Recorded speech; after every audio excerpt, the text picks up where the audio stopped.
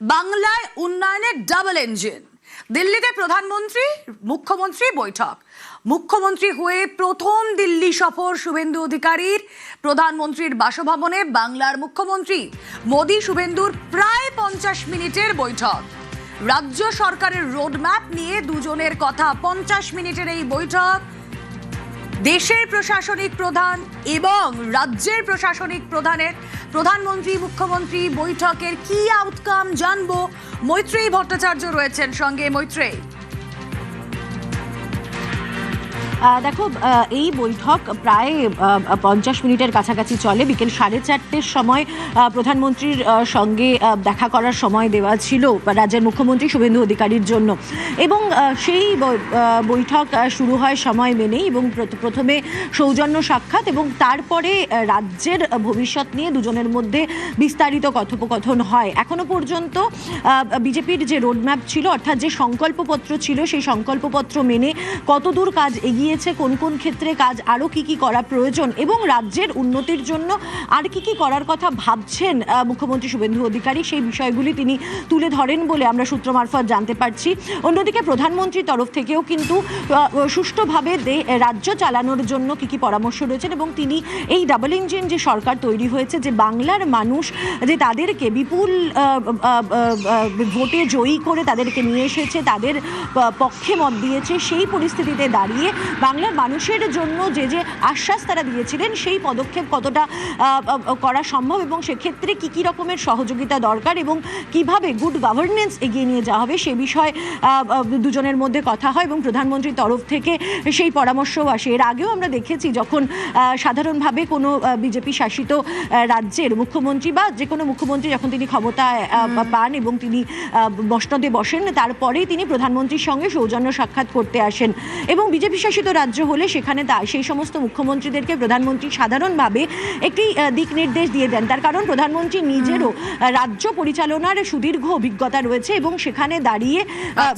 পশ্চিমবঙ্গের মতো রাজ্য, যার দিকে একেবারে দীর্ঘদিনের নজর ছিল, সেক্ষেত্রেও বেশ কিছু পরামর্শ দিয়েছে। তবে শুভেন্দু অধিকারী এই মুহূর্তে তিনি প্রধানমন্ত্রীর বাড়ি থেকে, বাসভবন থেকে বেরিয়ে এই মুহূর্তে বিমানবন্দরের দিকে রওনা হয়ে গিয়েছেন, এবং তিনি জানিয়েছেন যে প্রধানমন্ত্রীর সঙ্গে বক্তব্য বা যেটুকুই তিনি শেয়ার করতে পারবেন সেটা তিনি সাধারণের সঙ্গে ভাগ করে নেবেন অল্প কিছু সময়ের মধ্যেই।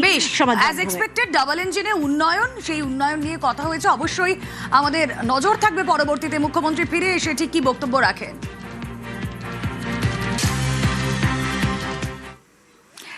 19 এপ্রিল যখন ঝাড়গ্রামে প্রচারে গিয়েছিলেন ভোটের আগে প্রধানমন্ত্রী নরেন্দ্র মোদী, ঠিক এভাবেই প্রচার শেষে তিনি ঝালমুড়ি খান। ঝালমুড়ি খেতে যান বিক্রম সাউয়ের দোকানে। ঝাড়গ্রামে ভোটের প্রচারের এই ছবি আমার আপনার সকলেরই চেনা, কিন্তু সেই বিক্রম সাউকে, সেই ঝালমুড়ি বিক্রেতাকেই খুনের হুমকি দেওয়ার অভিযোগ। পাকিস্তান এবং বাংলাদেশের ফোন নম্বর থেকে হুমকি দেওয়া হচ্ছে বলে দাবি।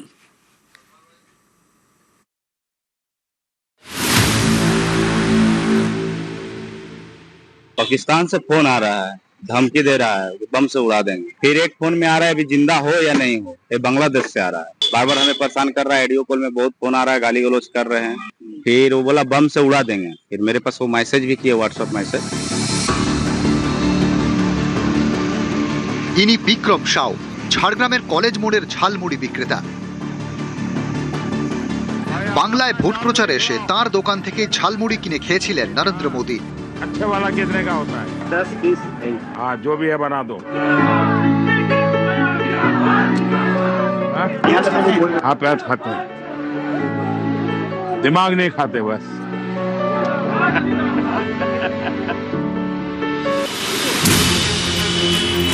এই ঝালমুড়ি বিক্রেতার অভিযোগ, পাকিস্তান এবং বাংলাদেশের নাম্বার থেকে তাকে বারবার ফোন করা হচ্ছে, খুনের হুমকি দেওয়া হচ্ছে।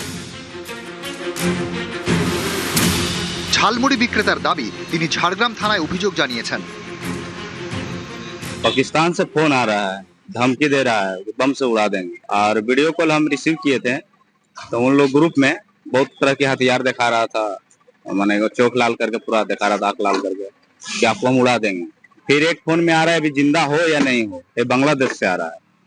बार बार हमें परेशान कर रहा है, ऑडियो कॉल में बहुत फोन आ रहा है, गाली गलौज कर रहे हैं। पहले फोन किया, बोला वालेकुम सलाम, बोला वालेकुम सलाम, तो हम कुछ नहीं बोला।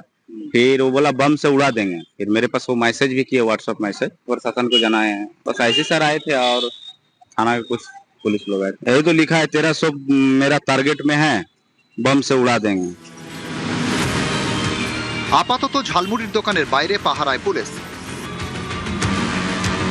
ইতিমধ্যে এই ঘটনার পর থেকেই ঝাড়গ্রাম থানার পুলিশ নানান রকমের ব্যবস্থাপনা নিয়েছে। ইতিমধ্যে এখানে পুলিশের তরফ থেকে ব্যবস্থাপনা নেওয়া হয়েছে। পুলিশ সিভিল ড্রেসে এখানে নিরাপত্তার বিষয়টা দেখছে, ঠিক তেমনই আবার পুলিশের তরফ থেকে বাড়তি নিরাপত্তা আরো বাড়ানো হয়েছে। বাঙালির প্রিয় ঝালমুড়ি, এই ঝালমুড়ির ঝালে গরম হয়েছিল ভোটের বাংলা। অতীতে তৃণমূল বরাবরই বিজেপির গায়ে বাঙালি বিরোধী তকমা সেঁটে দেওয়ার চেষ্টা করেছে। 26-এর ভোটেও বাঙালি অস্মিতাকে সামনে রেখে ময়দানে নেমেছিল তারা। তৃণমূলের প্রচারকে গুঁড়িয়ে দিতে বাঙালির প্রিয় ঝালমুড়িকেই কাজে লাগান প্রধানমন্ত্রী নরেন্দ্র মোদী। 19 এপ্রিল তিনি পুরুলিয়া এবং ঝাড়গ্রামে সভা করেন। সভা শেষে হেলিপ্যাডে যাওয়ার পথে হঠাৎই নেমে পড়েন গাড়ি থেকে, সোজা চলে যান ঝালমুড়ির দোকানে। अच्छे वाला कितने का होता है? 10-20। हाँ, जो भी है बना दो। हाँ, अरे यही खाएंगे। हाँ, कोई बात नहीं, ज्यादा है तो ज्यादा खाएंगे। চৌঠা মে তৃণমূলের ভরাডুবি, বাংলা জুড়ে পদ্মের চাষ। ভোটের রেজাল্টের দিন লাইমলাইটে ঝালমুড়ি বিজেপি কর্মীদের হাতে। দিল্লিতে বিজেপির পার্টি অফিসে, এমনকি নেদারল্যান্ডস সফরেও প্রধানমন্ত্রী নরেন্দ্র মোদীর মুখে ঝালমুড়ি। साथियों, मैं आपको हाल के विधानसभा चुनाव का उदाहरण देता हूं। असम, बंगाल,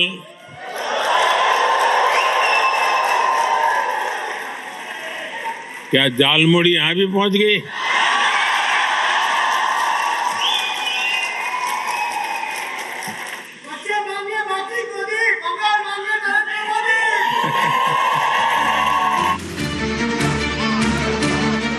ভোটের ময়দানে ঝালমুড়ির ঝাল।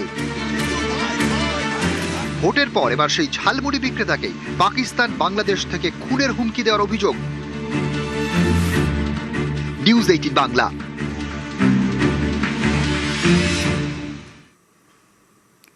ঝাড়গ্রামের ঝালমুড়ি বিক্রেতাকে খুনের হুমকির অভিযোগ। কিন্তু এই ঝালমুড়িতে কার ঝাল লাগলো? ফোন নাকি এসেছে পাকিস্তান বাংলাদেশ থেকে। পাকিস্তান বাংলাদেশের হঠাৎ এই ঝালমুড়িতে কিসের ঝাল, কিসের তাদের গাত্রদাহ? এটা কি নেহাতি এক ঝালমুড়ি বিক্রেতাকে হুমকি, নাকি টার্গেট আসলে অন্য কিছু?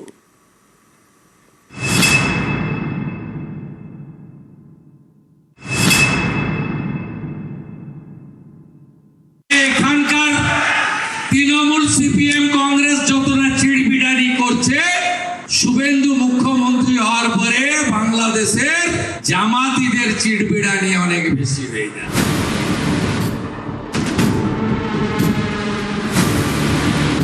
ঝাড়গ্রামের ঝালমুড়ি বিক্রেতাকে খুনের হুমকির অভিযোগ।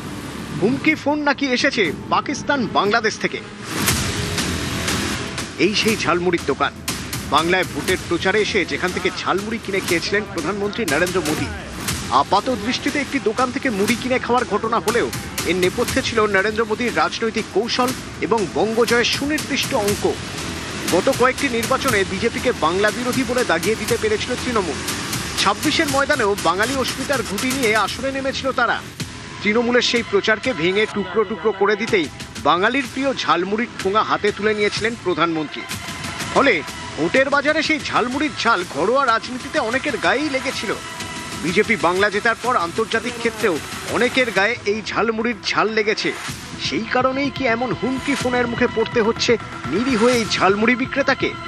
অনেকের এও প্রশ্ন, টার্গেট কি সত্যি ঝালমুড়ি বিক্রেতা নাকি অন্য কিছু?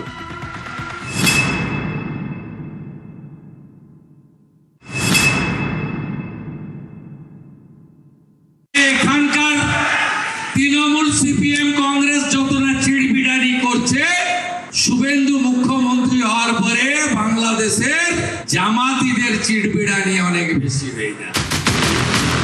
2014 সাল থেকে কেন্দ্রে মোদী সরকার। নরেন্দ্র মোদী, অমিত শাহর ঘোষিত এজেন্ডা অনুপ্রবেশে জিরো টলারেন্স। সেই মতো উত্তর পূর্বের বিজেপি শাসিত রাজ্যগুলিতে সীমান্ত সুরক্ষাকে নিশ্ছিদ্র করতে তৈরি হচ্ছে উচ্চমানের প্রতিরক্ষা পরিকাঠামো। এতদিন পশ্চিমবঙ্গে তৃণমূল সরকারের কেন্দ্রীয় বিরোধিতা এই রাজ্যে প্রতিরক্ষা পরিকাঠামো তৈরির কাজকে সেভাবে এগোতে দেয়নি। অনেকের মতে যা ঘুরপথে সুবিধা করে দিয়েছে সেই সব শক্তিকে যারা ভারতের জমিতে শত্রুতার বিষ জাল ছড়াতে চেয়েছে। বাংলাদেশ গত কয়েক বছরে জামাতের মতো মৌলবাদী শক্তির বেনজির উত্থান হয়েছে প্রতিবেশী এই দেশে। অনেকে বলেন জামাতকে সামনে রেখে ভারত বিরোধিতার ডিজাইন সফল করতে চায় পাকিস্তান। গত নির্বাচনে পশ্চিমবঙ্গ লাগোয়া অধিকাংশ আসনেই জামাতের প্রার্থীরা জিতেছেন। চক্রান্তকারী রূপ যেমনই হোক না কেন, উদ্দেশ্য একটাই, ভারত বিরোধিতা। ভারত বিরোধী শক্তি চায় বৃহত্তর বাংলাদেশ তৈরি করতে, উত্তর পূর্ব ভারতের 7 সিস্টারকে বিচ্ছিন্ন করে দিতে, 7 সিস্টার দখল করে বাংলাদেশের মানচিত্রে ঢুকিয়ে দিতে। তাদের নজর রয়েছে পশ্চিমবঙ্গের চিকেন স্নেক। পশ্চিমবঙ্গের এই 22 কিলোমিটার এলাকা অত্যন্ত গুরুত্বপূর্ণ। চিকেন স্নেক দখল করতে পারলেই ভারতের মূল ভূখণ্ড থেকে বিচ্ছিন্ন হয়ে যাবে উত্তর পূর্ব ভারত। ষড়যন্ত্রের নীল নকশা তৈরি আছে, আন্তর্জাতিক মহল থেকে ফান্ডিংও আসে, সেই সঙ্গে তাল মিলিয়ে চলে ডিপ স্টেট। কিন্তু মসৃণ এই অঙ্ক তখনই ঘেটে যায় যখন বাংলায় বিজেপি জিতে যায়। 4 মে যখন বাংলার রং গেরুয়া হচ্ছে, তখন প্রতিবাদ হচ্ছে বাংলাদেশের রাজপথে। পশ্চিমবঙ্গের এই নির্বাচনের ফলাফলের পরে বাংলাদেশের দায়িত্ব অনেক বেড়ে গিয়েছে। বাংলাদেশকে দায়িত্বশীল আচরণ করতে হবে। বাংলাদেশের স্বাধীনতা, সার্বভৌমত্ব, এদেশের হিন্দু, মুসলমান, বৌদ্ধ, খ্রিস্টান সকলের নিরাপত্তা এবং নাগরিক অধিকার নিশ্চিতের দায়িত্ব আমাদেরকে নিতে হবে। তাই একজন ঝালমুড়ি বিক্রেতাকে হুমকি দিতে ফোন আসছে দেশ বিদেশ থেকে। বিষয়টা এতটা সরল এবং বিচ্ছিন্ন নাও হতে পারে। বাংলায় বিজেপি জেতার পর সীমান্ত সুরক্ষাকে নিশ্চিদ্র করতে সমস্ত রকম পদক্ষেপ করা হচ্ছে। কেন্দ্র রাজ্য সমন্বয়ে জোর গতিতে এগোচ্ছে প্রতিরক্ষা পরিকাঠামো তৈরির কাজ। সত্যিই যদি ঝাড়গ্রামের ঝালমুড়ি বিক্রেতার কাছে পাকিস্তান বাংলাদেশ থেকে হুমকি ফোন এসে থাকে, তাহলে তার নেপথ্যে থাকতে পারে ভারতের বিরুদ্ধে সাজিয়ে গুছিয়ে করা ষড়যন্ত্র, ভেস্তে যাওয়ার হতাশা। সেই থেকেই হয়তো এমন হুমকি ফোন। ঝালমুড়ি বিক্রেতাকে হুমকি ফোনের অভিযোগ, কিন্তু আসলে টার্গেট হয়তো অন্য কিছু। নিউজ 18 বাংলা। আসলে যারা এতদিন ভারত বিদ্বেষের বীজ বুনেছে, যারা সন্ত্রাসবাদী মনোভাব নিয়ে ভারতের দিকে তাকিয়েছে, তাদের কাছে তো সত্যিই পালাবদলের পর একটা অস্বস্তি। যে কথা কিছুক্ষণ আগেই প্রতিবেদনে আপনাদেরকে শোনালাম, হতাশা। কিন্তু এই হতাশা কেন? রাজ্যে পালাবদলের পর বর্তমান সরকারের পাখির চোখ হচ্ছে সীমান্ত সুরক্ষা। পালাবদলের পর নয়, তার আগে থেকেই বারবার সীমান্ত সুরক্ষায় জোর দেওয়ার কথা বলেছে বিজেপি সরকার। বিজেপি নেতারা তখন বলতো যে যদি আমরা সরকার গঠন করি তাহলে সবার আগে অনুপ্রবেশ ইস্যু নিয়ে কাজ হবে, ঘুষপেটিয়া বন্ধ হয়ে যাবে তাদের আনাগোনা। আর এই রাজ্যে পালাবদলের পর পাখির চোখ জাতীয় নিরাপত্তা, তাতেই কি কারো সমস্যা হচ্ছে? বৃহস্পতিবার দিল্লিতে কেন্দ্রীয় স্বরাষ্ট্রমন্ত্রী অমিত শাহর সঙ্গে বৈঠক সারলেন মুখ্যমন্ত্রী শুভেন্দু অধিকারী। আর এখানেই অনুপ্রবেশ রুখতে সমন্বয়ের বার্তা অমিত শাহর। तीनों राज्यों के मुख्यमंत्रियों के साथ गृह मंत्रालय में हम एक बैठक भी करने वाले हैं और घुसपैठ की दृष्टि से एक मजबूत सुरक्षा ग्रिड हम बनाने वाले हैं। बंगाल सरकार ने भी जितनी भी भूमि देनी थी वो सारा देने का निर्णय कर चुके हैं, कुछ तो हैंडओवर भी कर दिए।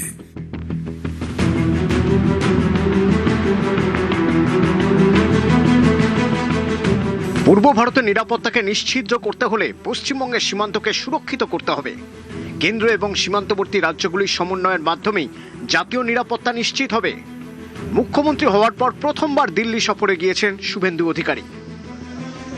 সেই সফরেই নজরে জাতীয় নিরাপত্তা। বৃহস্পতিবার কেন্দ্রীয় স্বরাষ্ট্রমন্ত্রী অমিত শাহর সঙ্গে বৈঠক করেন তিনি। শুক্রবার সীমান্ত সুরক্ষার স্বার্থে সমন্বয় নিয়ে বার্তা দেন অমিত শাহ। तीनों राज्यों के मुख्यमंत्रियों के साथ गृह मंत्रालय में हम एक बैठक भी करने वाले हैं और घुसपैठ की दृष्टि से एक मजबूत सुरक्षा ग्रिड हम बनाने वाले हैं। बंगाल सरकार ने भी जितनी भी भूमि देनी थी वो सारा देने का निर्णय कर चुके हैं, कुछ तो हैंडओवर भी कर दिए। हम स्मार्ट बॉर्डर प्रोजेक्ट को लॉन्च कर बांग्लादेश और पाकिस्तान की पूरी सीमा को हम अभेद करेंगे। अब सीमा सुरक्षा बल की जिम्मेदारी है कि हम न केवल सीमाओं की सुरक्षा करें, गांव के पटवारी के साथ हमारा संवाद होना चाहिए, गांव के थाने के साथ हमारा संवाद होना चाहिए, डिस्ट्रिक्ट के कलेक्टर के साथ, डीडीओ के साथ डिस्ट्रिक्ट एसपी के साथ हमारा संवाद होना चाहिए। कौन नया घुसपैठिया आया है, क्या रूट है, कहां से तस्करी हो रही है, कहां से गौ तस्करी हो रही है, इस सारे रूटों को चून कर बंद करना, समाप्त करना ये बीएसएफ की जिम्मेदारी है। বাংলার মুখ্যমন্ত্রীর কুর্সিতে বসার পর জাতীয় নিরাপত্তার স্বার্থে সমন্বয়ে জোর দিয়েছেন শুভেন্দু অধিকারীও। বর্ডারে ডিস্ট্রিক্ট ম্যাজিস্ট্রেটদের পৌরোহিত্যে যে কোঅর্ডিনেশন মিটিং, যাতে বিএসএফ, স্টেট পুলিশ, কাস্টম সহ অন্যান্য সংশ্লিষ্ট বিভাগ যেখানে থাকার কথা, একটাও মিটিং হয়নি। এই ধরনের কোঅর্ডিনেশন মিটিং করেছি দার্জিলিং এবং শিলিগুড়িতে, জলপাইগুড়িতে, কোচবিহারে, মালদায়, মুর্শিদাবাদ পিডি, জঙ্গিপুর পিডিতে হয়েছে, নদিয়ার কৃষ্ণনগর পিডি, নর্থ চব্বিশ পরগনা, বসিরহাট পুলিশ ডিস্ট্রিক্টে। এটা এখন থেকে প্রতিনিয়ত হবে এবং প্রয়োজনে থানা স্তরে বিএসএফ এর সঙ্গে আমাদের অত্যন্ত সুদৃঢ় সম্পর্ক তৈরি করে আমরা আমাদের রাজ্যকে এবং দেশকে সুরক্ষিত করব। পশ্চিমবঙ্গ দেশের সুরক্ষার স্ট্র্যাটেজিক পয়েন্ট। নেপাল, ভুটান, বাংলাদেশ, পশ্চিমবঙ্গের সঙ্গে এই তিন দেশেরই সীমান্ত রয়েছে। তাই দেশের সুরক্ষায় পশ্চিমবঙ্গের সীমান্ত আগাগোড়াই বিশেষ নজরে। এর মধ্যে ভারত এবং বাংলাদেশ দুদেশের মধ্যে সীমান্ত 4142 কিলোমিটার 271 মিটার। পশ্চিমবঙ্গ এবং বাংলাদেশের মধ্যে সীমান্ত 2211 কিলোমিটার 847 মিটারের। এর মধ্যে 600 কিলোমিটারে কাঁটাতার নেই। গত কয়েক বছরে বারবারই বাংলাদেশ থেকে পশ্চিমবঙ্গ হয়ে ভারতে অনুপ্রবেশের অভিযোগ উঠেছে। কেন্দ্রীয় সরকার অভিযোগ করেছে সীমান্তে কাঁটাতার দিতে জমি পায়নি বিএসএফ, কারণ সহযোগিতা করেনি তৎকালীন তৃণমূল সরকার। 4 মে বাংলায় পালাবদল, ক্ষমতায় এসেছে বিজেপি। সরকার গড়েই ডাবল ইঞ্জিন ফর্মুলায় অনুপ্রবেশ মুক্ত বাংলা গড়ার কাজ শুরু করে দিয়েছে বিজেপি। 20 মে বিএসএফ এর ডিজি প্রবীণ কুমারের সঙ্গে বৈঠক করেন মুখ্যমন্ত্রী শুভেন্দু অধিকারী। সেদিন থেকেই কাঁটাতারের জন্য জমি হস্তান্তরের প্রক্রিয়া শুরু করে দেয় রাজ্য। 26-এর ভোটের আগে বিজেপি স্পষ্ট ভাষায় বুঝিয়ে দিয়েছিল তাদের লক্ষ্য অনুপ্রবেশ মুক্ত বাংলা গড়া। पूरे बंगाल की जनता मांग कर रही है कि महान पश्चिम बंगाल के अंदर अब परिवर्तन होना चाहिए। मोदी जी के नेतृत्व में यहाँ भारतीय जनता पार्टी की सरकार बननी चाहिए। पश्चिम बंगाल की बॉर्डर को सील कर पश्चिम बंगाल और देश भर से घुसपैठियों को चुन चुन कर देश के बाहर निकालना चाहिए। অবৈধ অনুপ্রবেশকারী থাকবে না। আমাদের বোনেদের বাচ্চাদেরকে লাভ জিহাদের নামে তুলে নিয়ে চলে যাচ্ছে। আদিবাসীদের জমি দখল করে নিচ্ছে। নয়াচরে সব বাংলাদেশ থেকে এসে দখল করে নিয়ে ফিশারি চালাচ্ছে। এখানে আমাদের দেশে গরিব নেই, তারা ফিশারি লিজ পেতে পারে। 60 লক্ষের বেশি ছেলে বাইরের রাজ্যে গিয়ে চাকরি করছে। 540 কিলোমিটার মেনা দেননি, যা খুশি হবে, যে খুশি আসবে ঢুকবে। এরপর তো ঘুমাতে মানে রাতে শুতে দেওয়ার জায়গা পাবেন না, যে অবস্থা হচ্ছে জনসংখ্যা। এবং এদের উচ্ছেদ করা দরকার। দেশ আগে, দল অনেক পরে। ক্ষমতায় আসার আগে প্রতিশ্রুতি, ক্ষমতায় এসে লক্ষ্য পূরণ। নিউজ 18 বাংলা। সুদীপ্ত সেনের এই যে সারদা গার্ডেন, আর এখানে দেদার মাটি চুরি দক্ষিণ 24 পরগনার বিষ্ণুপুরে 300 বিঘারও বেশি জমি 2014 সালে বাজেয়াপ্ত করে এনফোর্সমেন্ট ডিরেক্টরেট। আর সেই জমি থেকেই মাটি কেটে বিক্রি হয়ে যাচ্ছে। প্রায় 400 কোটি টাকার দুর্নীতির অভিযোগ অভিষেক বন্দ্যোপাধ্যায় এবং স্থানীয় তৃণমূল বিধায়ক দিলীপ মণ্ডলের বিরুদ্ধে থানায় নালিশ বিজেপি নেতার।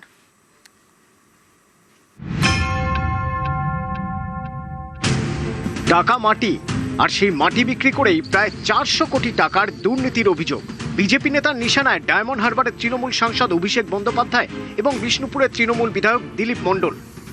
পুরো সিন্ডিকেট চলছিল না, এ তো পুরো অ্যাডমিনিস্ট্রেটিভ কন্ট্রোল, পলিটিক্যাল কন্ট্রোল সবই তো অভিষেক ব্যানার্জির। তাহলে বুঝতে পারছেন যে এই যে বিঘা, এই যে মানে আপনার দিঘিগুলো কেটেছে 60 ফিট 70 ফিট 80 ফিট অব্দি কেটেছে, চিন্তাই করতে পারবেন না। এরকম প্রায় 12-13টা কাটা বাকি এই জমিগুলোতে তাদের বসতি স্থাপন করেছে। আর এই বিল্ডিংগুলো দেখছেন, যেগুলো এখানে সমস্ত বাইরে অ্যান্টি সোসাইটি রাজ করছে, ওখানে বসবাস করছে। এই মূল কাঁটারি হচ্ছে এখানটায় অভিষেক ব্যানার্জি নির্দেশে দিলীপ মণ্ডল এগুলো করেছে।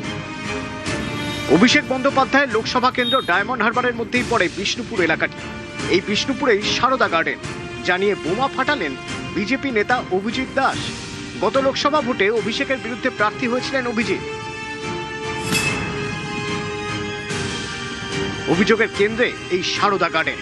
স্থানীয়দের দাবি এককালের মালিক ছিলেন বিশ্বনাথ অধিকারী। 1993 সালে সারদা গার্ডেনের অন্যতম ডিরেক্টর হন সুদীপ্ত সেন। 6 বছর পর এই সারদা গার্ডেনের মধ্যেই খুন হন সংস্থার মালিক বিশ্বনাথ অধিকারী। এরপর প্রজেক্টের নিয়ন্ত্রণ নিজের হাতে নেন সুদীপ্ত সেন। 10 বিঘার সারদা গার্ডেন বেড়ে 300 বিঘায় পরিণত হয়। এই বিষ্ণুপুর থেকেই সারদা কর্তা সুদীপ্ত সেনের উত্থান। যে সারদা কেলেঙ্কারি এককালে দেশ জুড়ে আলোড়ন ফেলে দেয়, সুদীপ্ত সেনের গ্রেপ্তারির পর এই 300 বিঘা সম্পত্তি বাজেয়াপ্ত করে ইডি। কিন্তু তারপরই হঠাৎ ভুল বদল। সারদা গার্ডেনের নাম বদলে হয়ে যায় জীবিকা ব্যাংকোয়েট অ্যান্ড গার্ডেন্স।